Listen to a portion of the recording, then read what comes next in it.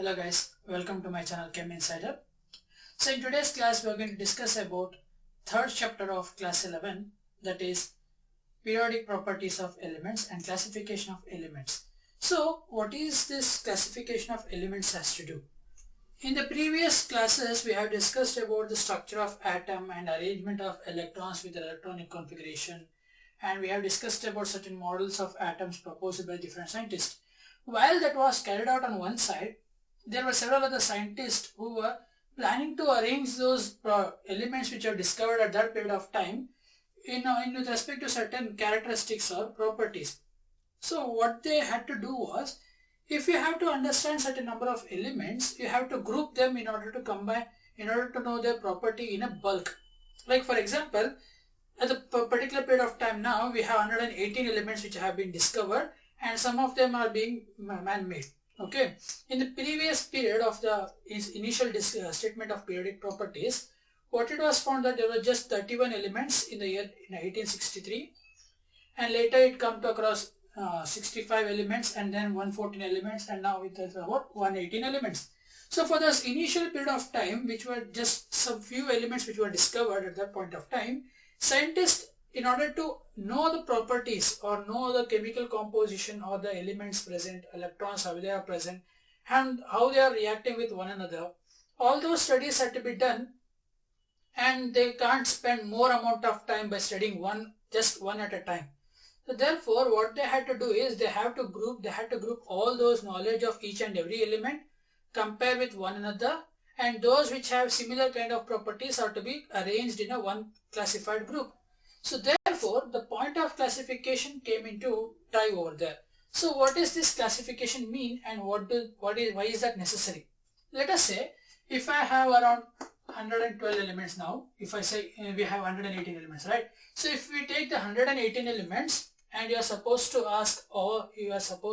study all the 108 elements, their reactivity, their properties, their states, atomic number, etc.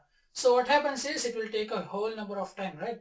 So therefore what we can do is we can classify these 118 elements into certain groups or certain classifications. So how can we do that is, in the initial period of time where we just knew 31 atoms, scientist named Dobereiner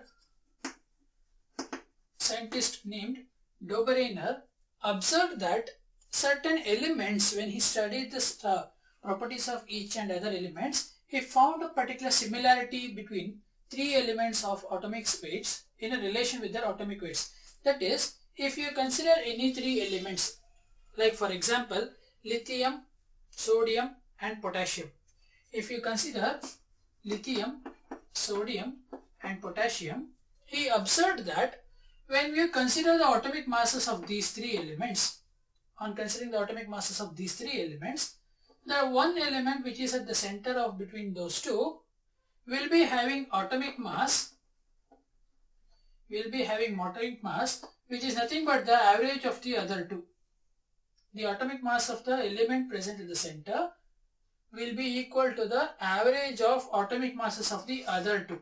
Okay, so that is, if you consider in this particular point itself, so atomic mass of lithium is 6, atomic mass of potassium is 40, atomic mass of potassium is around 39.9 something, you can take 40 itself, and atomic mass of sodium is 23. So if we just consider 39 itself, so what happens is if we add these two, we'll get 45. 45 divided by 2, it is almost 22.5, right? So this atomic mass is clearly comparable with the atomic mass of sodium. So similarly, he found different elements which had almost atomic masses, average of the other two atomic masses. So therefore, Dobereiner classified those 31 elements in the groups of 3 elements in each. So he considered different groups, in which each group he had 3 elements arranged in the order of their atomic weights. So those particular 3-membered groups of Dobereiner were called as Dobereiner's triads. Those are called as Dobereiner's triads. Tri because of 3 elements present.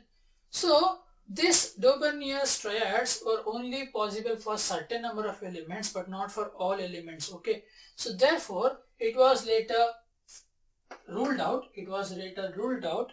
And a scientist called Chaucernis also followed the same kind of principle of adding up their atomic masses, but it was a scientist named Newland from England. An English scientist called Newland proposed a new type of arrangement of these elements in an order of groups of 8. In an order of 8 groups, he classified each element in 8 groups, where he said that these 8 groups are nothing but 7 groups. Newland's octaves. It was called Newland's octaves, where he said that the property of first and the 8th element. The property of first and the 8th element are similar. If you arrange the number of elements which were discovered in the period of Newland, that is around 65 elements which have been discovered in the period of Newland, he said that if you arrange those atoms in the increasing order of atomic mass, elements in the increasing order of their atomic mass, the property of the first element will be same as to the property of 8th element, which will be same as with respect to the 15th element. Similarly, if you consider the second element, it will be having property similar to 9th element, which will be having property similar to 16th element. So therefore, Newland said that every 8th element of the periodic table constructed by arranging the elements in the increasing order will be having same property. So what did Newland octave say was, it states that if you arrange elements in the increasing order of atomic mass, every 8th element will be having the same property with respect to its first element. That is, if you consider the first element, it will be having property similar to 8th. 8th will be having property with respect to 15th. Similarly, 9th will be having property with respect to second one. 16th will be having the property similar to 9th and the second. So therefore, Newland's octave said that if you arrange the elements in the increasing order of atomic number, every 8th element will be having the same property with respect to its first element. Since this number of elements in one column or one row is total number of 7, so we will be having up to 7 elements in one row. These are also clearly with respect to the musical notes of English music, Western musical notes. Those are do, re, mi, fa, sol, la, mi, ra, do. So first, there are 7 notes of English music, and each of the 7 notes that clearly represents the 7 parts of this Newland's octave. So Newland's octave, which was observed to exhibit certain amount of properties similar. So even though Newland's octave said that 8th element will be having the same property, most of the elements were found to be following this particular chart of arrangement of elements. But later it was found that certain elements will not be purely fitting in between the other elements with the respective property. That is, there were more than one element with similar property at the particular position. Let us, if you consider at a 14th position, what happened was, we have 2 elements at the 14th position, and similarly we had 2 elements in the 21st position. So which clearly said that there will be particular number of elements which will be representing same properties but with almost the same atomic mass. Okay, so that is because Newland's octaves was ruled out later. Even though Newland's octaves were almost agreeable, but it was not completely good, right, with the experimental data. So therefore, Newland's octaves was also ruled out. Later in the year, 2 scientists, especially Dmitry Mendeleev and then Jolot Muller. So these 2 scientists who were studying the properties of elements individually discovered that elements can be arranged in the increasing order of atomic mass. But what we observe here is, we always say Mendeleev was the one who put forth the periodic table, but it was actually Jolot Muller who explained the properties, but his explanation was not that good, and later Mendeleev proposed a proper explanation. Therefore his works were published in the journals of Royal Society of Chemistry. So now we consider Mendeleev as the Mendeleev was the first one who gave us the periodic table. So what happened here was, Jolot Muller arranged the elements by studying one after the other, Jwala Mullah would arrange the elements which were discovered at his particular point of time in an increasing order of atomic mass, and those he found with having similar properties as arranged in a cylindrical columns. So if you consider these as columns, so he had an arrangement of columns and rows where he arranged elements of similar property under in a one column. Okay, he arranged elements which are exhibiting similar property in one column, and those which were exhibiting different properties but in a particular condition, those are arranged in a different column. Okay, but the explanation which he gave was not good or satisfactory. But later we found out that Mendeleev published a proposition where he said that atom can have certain physical property or chemical property with respect to one another, and those properties depend upon their atomic masses. Mendeleev said that elements may have certain physical or chemical property, and these physical or chemical property depends upon their particular atomic masses. So using that particular statement, we arrange those elements in the particular order in order to know its particular composition or properties or physical or chemical properties. So Mendeleev gave that particular statement in a type of law, that is the periodic properties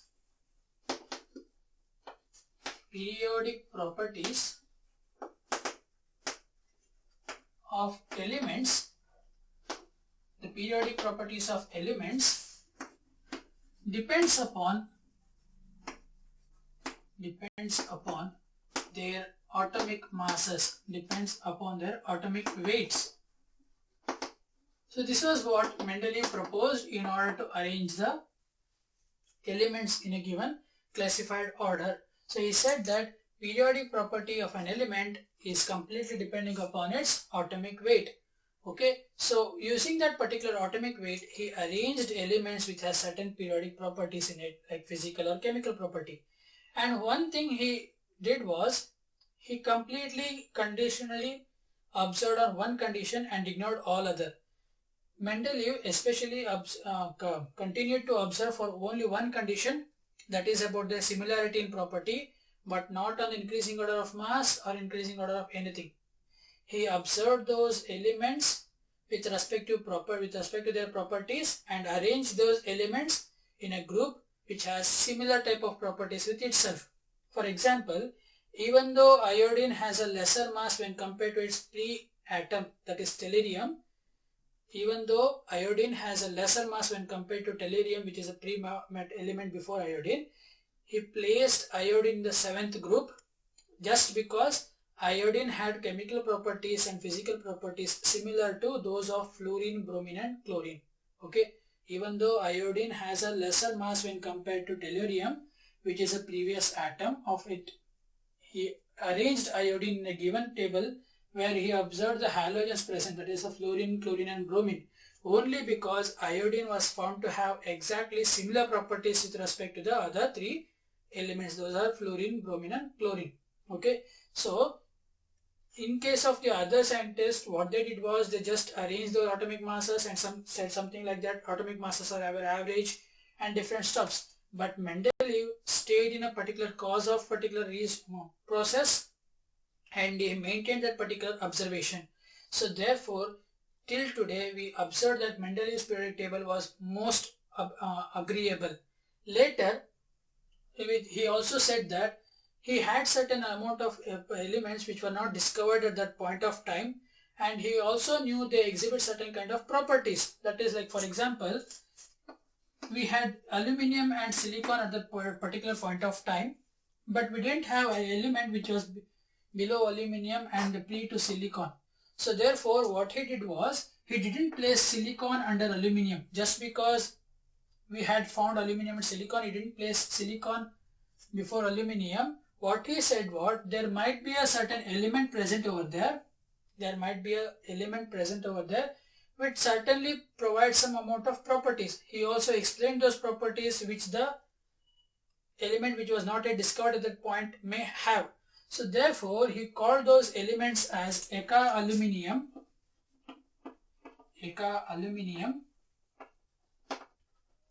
and the other one with below silicon was eka silicon. he named those two elements which were not discovered at that point of time as Eka aluminum and Eka silicon, and also said that they might be having certain physical or chemical properties. He also explained those physical properties and chemical properties of those elements which were not yet discovered at that point of time. Later in the year, when those elements were discovered, those elements were especially gallium, which was named as Eka aluminum by Mendeleev, and germanium, which was named as Eka silicon by Mendeleev, was found to have exactly same properties which was explained by Mendeleev. So that is why we have certain applications of certain important points of Mendeleev's periodic table. Why we say it is agreeable is because first point is he considered only one particular basis of classification classifying those elements, that is he considered only the resemblance in physical and chemical property. If a certain element has a physical or chemical property similar to other element, he placed that element even though it has a different mass when compared to the expected value, and so for example iodine. Okay, and the second point, he clearly said that there might be a presence of element with certain particular point of the periodic table which it is not yet discovered, like for example of Eka aluminum and Eka silicon. And in the third point we can say that he clearly explained those properties of the elements which were not yet discovered at that point of time. Okay, and further, once those metals were once those elements were discovered, we found that those elements was in good relation with the elements which Mendeleev proposed to be present over there. Next we are going to discuss is about the modern periodic law.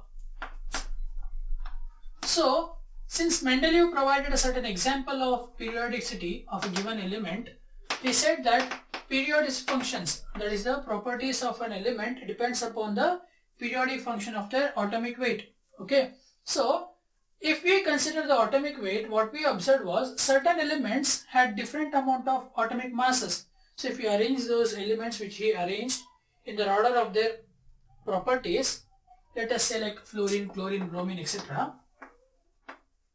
Fluorine, chlorine, bromine, iodine. He said there were certain elements which are yet to be discovered at a particular point of time, and he called them as certain different elements such as Eka silicon or Eka aluminum. Right. Further, when you consider X-ray studies, when later certain scientists observed that X-ray studies of those elements were found to have a different dependence on atomic number, that is nothing but the nuclear charge or electrons. So scientist named Mosley studied the X-ray diffractions of elements, and he found that the X-ray studies of the element had certain amount of properties which were depending upon the number of electrons present in the given atom. So therefore what he said was later, the periodic properties, which are nothing but the physical or chemical properties of an atom or element, depends upon its atomic number but not on atomic mass. That is, Mendeleev said the periodic properties depend upon its atomic weight, but later Mosley in his X-ray studies found that the periodicity of those properties depending upon the electron number, that is nothing but the number of electrons present. Therefore he said that the physical and chemical properties of an element is evident to depending upon their atomic number. So therefore he gave a new law, that is the modern periodic law, which states that the periodic function of the atomic number defines the physical and chemical properties of an atom or element.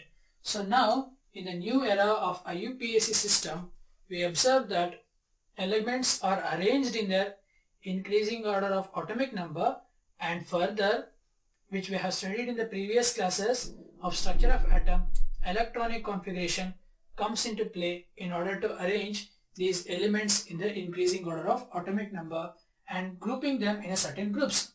So how can we, or how are we going to use that, or the electronic configuration is, if you consider certain elements, they have certain number of electrons in their outermost shell, right? Like for example, if you consider lithium and write down its electronic configuration, it starts as 1s2 2s1. Okay, it starts as 1s2 2s1. Similarly, if you consider sodium, it has 1s2, 2s2, sorry 1s2, 2s2, 2p6, 3s1. And for similarly for potassium, it has 1s2, 2s2, 2p6, 3s2, 3p6 and 4s1. So if you observe here, the elements lithium, sodium and potassium all have one electron in their valence s orbital, right? Each of them have one electron in their valence s orbital, which is clearly evident that, and further these elements were also having similar amount of properties of physical or chemical. Therefore, new IUPAC system arranged these elements with a respective outermost electronic configuration in the columns and rows, where the columns are nothing but the vertical columns are considered as groups, which was similar to the name mentioned as groups for Mendeleev, and these groups for the IUPAC system was considered as group 1 to group 18. We had group 1 to group 18 according to IUPAC system. In case of Mendeleev, we had group 1 to group 8. In between those were 6A, 6B, 6C, certain like that. So columns were set as groups and rows were set as periods by the IUPAC system. Rows were set as periods, where the rows, similar rows were set as series. Similar rows were set as series by Mendeleev. Okay, so the modern periodic table is defined on the number of electrons present in the valence shell, and they are arranged in rows and columns which are named as periods and groups. So in the periodic table, we have 7 periods.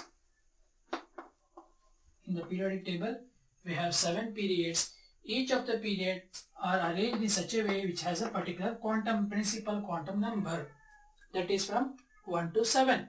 And for groups, those are the groups which we have 18 groups, and each group have a definite particular outermost electronic configuration. Okay, so in case of this one, which have one electron in S, are called S1 block. Okay, if we had 2 electron, it is called S2 block. Similarly, and further he said that out of the 7 periods, each may carry a different number of atoms, each may carry a similar number of atoms.